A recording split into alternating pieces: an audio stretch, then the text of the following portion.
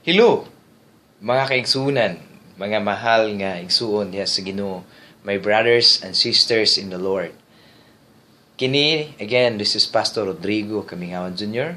Ni ana pud ako nagapadayon sa pagwali sa pulong sa Ginoo. Kaninyong tanan, happy Christ Risen Day. O malipayon nga pagkabanhaw sa tuang Ginoong Hesus. And then, nagpasalamat ako kaninyo mga igsuon tungod kay sa mga butang padayon ta nga nagawali, nagahisgot sa pulong sa Ginoo.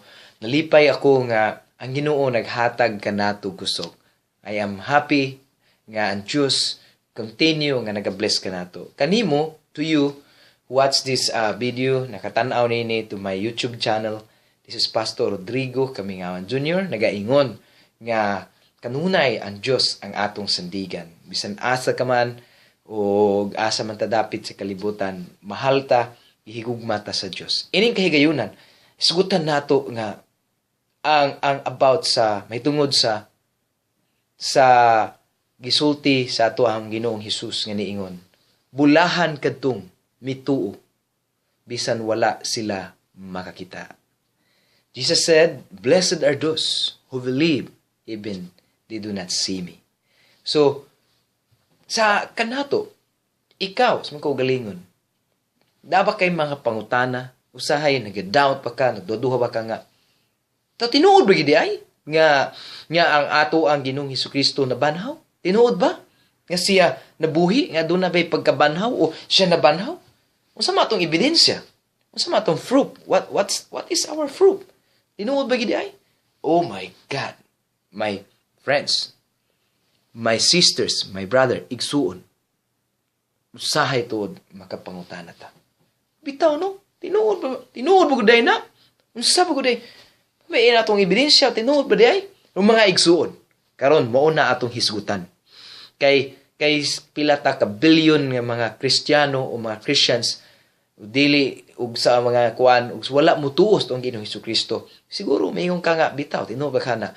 But so, kanato nga nagatuo nga wala dito kay 2,000 years ago nahitabo ang pagkamatay sa tuang Ginoong Hesukristo. Nalansang siya, gilubong. Unya, nabanhaw. Banhaw ba yun? Tinood ba? So mao na ang ato ang mga butang nga atong hisgutan. Kay kanunay kita gaawit sa usa ka awit nga alive, alive, alive forevermore. My Jesus is alive, alive forevermore. Alive, alive, alive, alive forevermore. My Jesus is alive forevermore. Sing hallelujah, sing hallelujah. My Jesus is alive forevermore. Sing hallelujah. Sing hallelujah, my Jesus is alive. Tapos, kahuman, abitin mo Tagalog. Buhay, buhay, buhay, Panginoon. Si Jesus ay buhay, buhay, Panginoon. Buhay, buhay, buhay ang Panginoon. Si Jesus ay buhay. Kailan pa man, awitin natin ang hallelujah. Si Jesus ay buhay. Kailan pa man, awitin natin ang hallelujah. Si Jesus ay buhay. Sa Bisaya, awit na Martin, buhi, buhi, buhi sa kahangturan. Si Jesus kay buhi, buhi sa kahangturan. Buhi, buhi, buhi sa kahangturan. Si Jesus ay buhi ang kahangturan. Awiton nato ang hallelujah. Si Jesus may buhi sa kahangturan. Awiton nato ang hallelujah. Si Jesus ay buhi. Yeah! Yes! Buhi. Bitaw, tinuod ba? It's really true that He is alive? It's really true that Jesus is alive? Oh, tinuod ba? Totoo ba na si Jesus ay buhay? Tinuod ba nga si Jesus ay buhay o buhi? Unsa may giingon sa pulong sa Ginoo? What's the Bible says? What's the Bible say? Ano ang sabi ng Biblia? Ano ang sabi ng banal na kasulatan? Unsa may giingon sa pulong sa Dios? Tinuod ba nga buhi ang atong Ginoo? Tinuod ba? It's really true. Sa atong tema karon nagaingon, bulahan kadtong o mapalad, malipayon, hayahay kadtong wala makita apan nituo kay Jesus. Ang pulong atong basahon karon, mabasa nato. I will read it in English first, o Bisaya, sa sa Juan Kapitulo 20, versikulo 24, ngadto sa 29.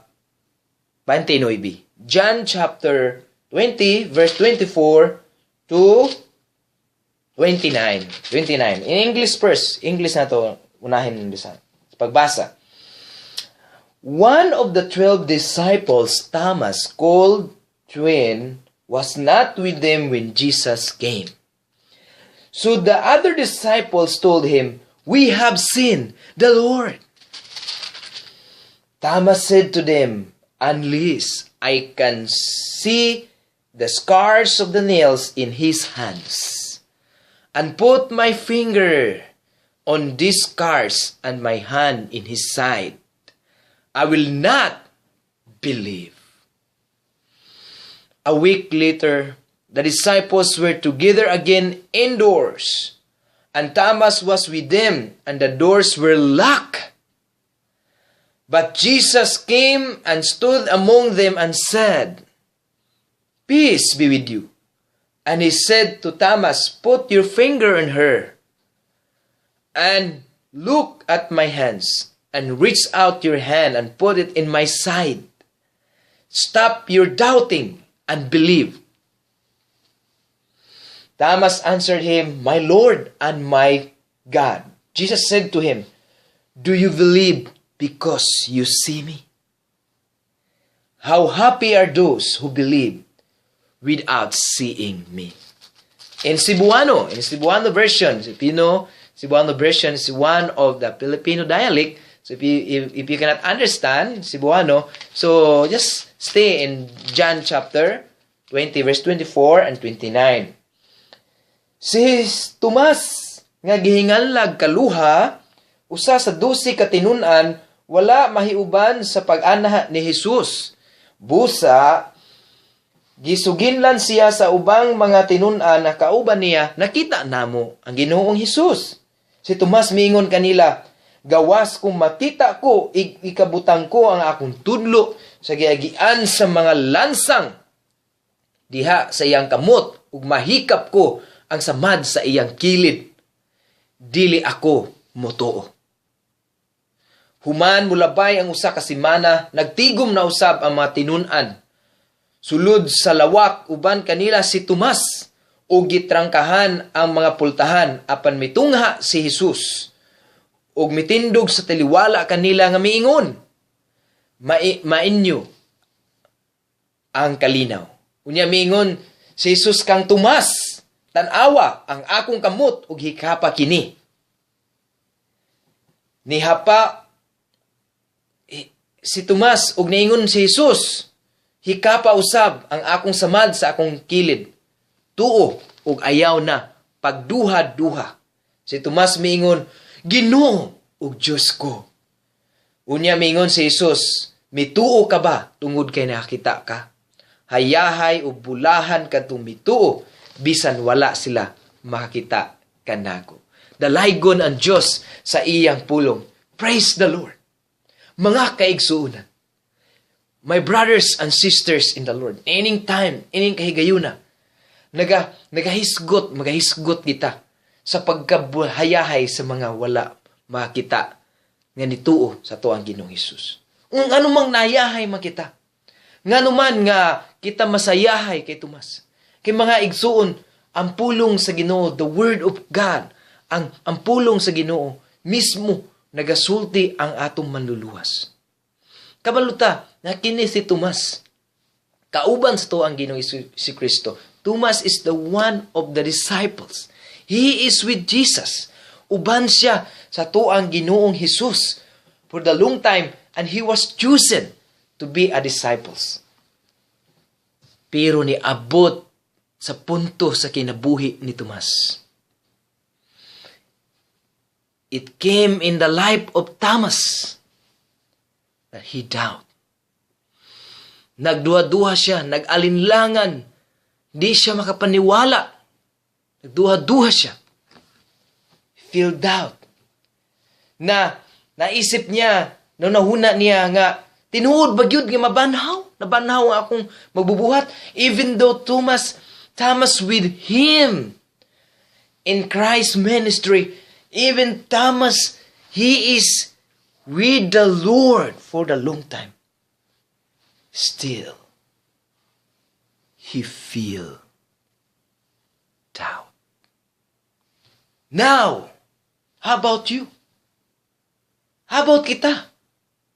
Wala nato makita ang Diyos for ang atong Ginoong Hesukristo because nalansang siya more than 2,000 years ago. So, kita nagatuo.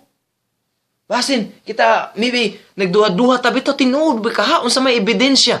Because the science want the evidence. Want to find the evidence. But look at that. Look at this word, the Lord. Nakita na sa Diyos. And look at that. Even Thomas, he filled out. He's one of the disciples. He said, unless I can touch the scars in his hand, unless I can touch the wound in his side. Sa dili, kinahanglan mahikap ko ang mga samad nilang sangan sa iyang kamot o ang samad sa iyang kilid nga dinunghanganan. Nga niagas ang dugo, dili ako mutuo. Kaya sultian siya because Thomas was told by his fellow apostles, yung mga kauban, that the Lord was resurrected. Nabuhay sa muli, nagpakita sa mua, nagpakita sa amin, nabuhay ang atong Diyos. But Thomas, no. Bisan sa atuwa, most of us, we don't believe. We need to see the evidence. Oh, is that really true? Really? Tinuod? Bitaw? Tinuod ba? That was long time ago. That was 2,000 years ago. Na tinuod ba nabuhi na one time, one person, usa ka tawo. Ningon siya, okay, so si Jesus nabanhaw, Jesus was resurrected, me too. Mabuhi ko, so he put some gasoline. Nabutang sa gasolina sa lawas. Kanya, inguniin siya, sige, bubuin niyo ko. Put me a gasoline and then light it. And he was born until he died. So he believed he will be like Jesus. Mabuhay sa muli. Mabuhay sa pag-usap. He said, after 3 days, I will be resurrected. Oh my God, don't do that. Because you are not Jesus. Jesus is God. He is not only human. Diyos si Jesus. Diyos sa Panginoon. Totoong tao at totoong Diyos. Siya ay may misyon na tayo iligtas. Siya na ay misyon na kita iluwas. God, Jesus has a mission to save us. To die on the cross. He is only one has that time of resurrection. No other in the history. They were died, totally died. Were buried. And they were alive again. No other. Wala na ilain pa. Si Jesus lamang. Si Jesus lamang. Even ang mga Romans, ang tanan. Ug atong basahon in the book of Acts chapter 1. So if we read it in the book of Acts chapter 1, and after the death of our Lord Jesus Christ, if you look this verse and see this, and if you can see this one, we're gonna read it in chapter 1, verse 3. And the word of God says, for 40 days after the death, you see, after the death of the Lord Jesus Christ, He appeared to them in many times, in ways that prove beyond doubt that He was alive. You see? And let's continue. And they saw Him, and He talked with them about the kingdom of God. And when they came together, He gave them the order, do not leave to Jerusalem, but wait for the gift I told you, the gift my Father promised John. Baptized with water, but in few days you will be baptized with the Holy Spirit. But the focus over here in verse 3, for 40 days after His death, the Lord Jesus Christ, He appeared to many. Nagpakita siya. Nakitaan sa tanan. beyond doubt that it says over there, many times in ways that prove beyond doubt that he was alive. You see? Beyond doubt. So walay pagduha-duhan, there's the evidence that he was alive. Nabuhi siya pag-usab. He was alive. But look at this.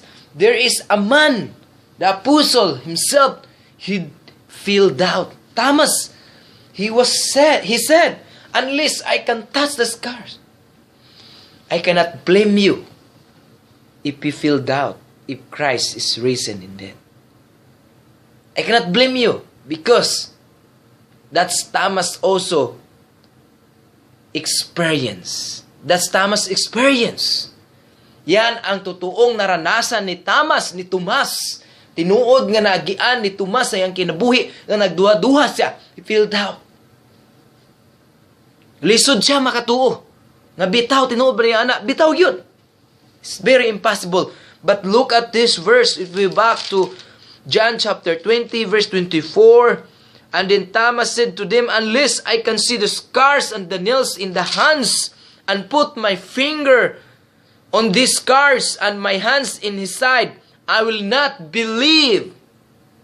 And a week later, the disciples were together again in indoors, and Thomas was with them. Kasama ni Jesus. And the door were locked, and Jesus came and said, peace be with you. And then he said to Thomas directly, now put your finger here. Ibutang ang imong kamot karon Thomas ako ang mga samad. Put your finger here. And my hands, look at my hands, and reach out your hands and put into my side. Ari ka na imong kamot, ug ibutang sa samad sa akong kilid. And he said, Thomas said, oh my Lord and my God. Sa time, his eye was open. Nakayon sa Diyos ko, Ginoo ko. And Jesus said, do you believe because you see me, Thomas? Nituo na kakaron kay imo akong nakita. And Jesus said, this what he said. Happy. How happy are those who believe. Who believe. Wow. Even you do not see me.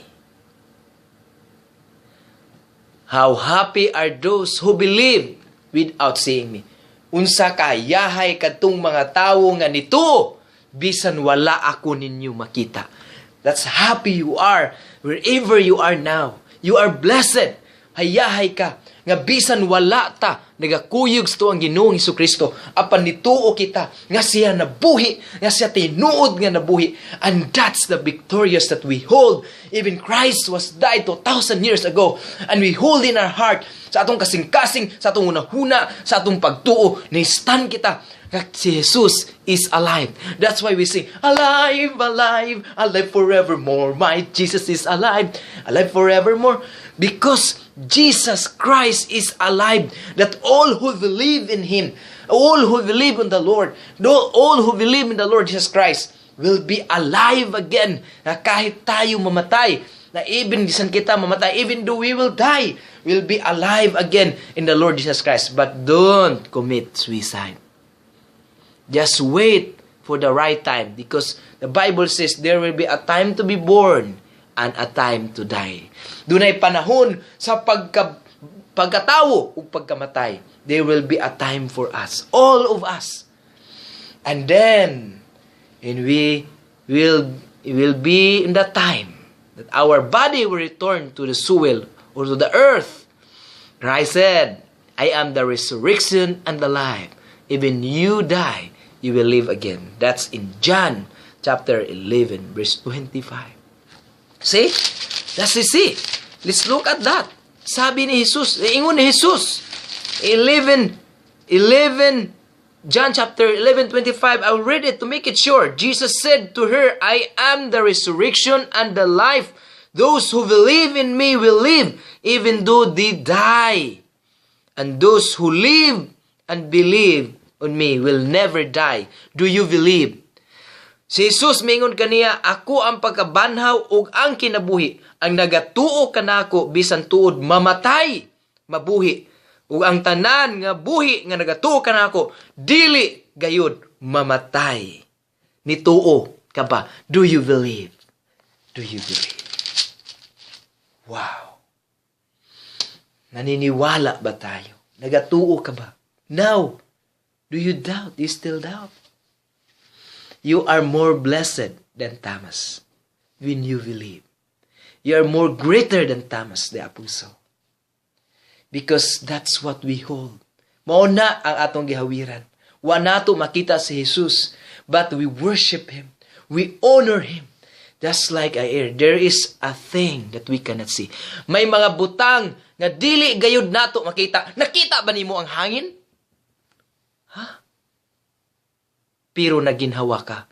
There is a thing that we cannot see. But they are real. Like a wind and air. Oxygen. We smell and we breathe. We are alive. Because God gave us free life and free air. Without charge. No bills. That's oxygen. You see, my brothers, my sisters in the Lord. Don't be doubt. Happy are those who believe. Even they did not see Christ. Thank you for your time. And may the Lord bless you and keep you always wherever you are. Just give your comment. And then if you want to look for me in Facebook, Pastor Rodrigo Camingawan Jr. Rodrigo Camingawan. I've been Facebook, Twitter, and Instagram. Just leave your comment. And may the Lord bless you always wherever you are. Believe. Don't be ashamed. Christ is risen. He's risen indeed. And then, bulahan kita nito nga bisan wala kita makita. Let's pray. Lord Jesus, thank you for dying on the cross. Thank you, Lord, for my viewers. Thank you, God, that you are real. And even we did not see you, Lord, tinuod ka nga nabuhi, that you are really alive. Forgive us. Forgive me for my sin. Cleanse my spirit and bless my viewers that they may find you in the spirit and in their heart. I give you praise and honor, Father. Thank you, Holy Spirit. Thank you. Bless this YouTube ministry. And I love you, Lord. Thank you, Jesus, for loving us so much. Amen. And I said, again, Jesus loves you. And goodbye, my sisters in the Lord. And brothers, my friends. Amen.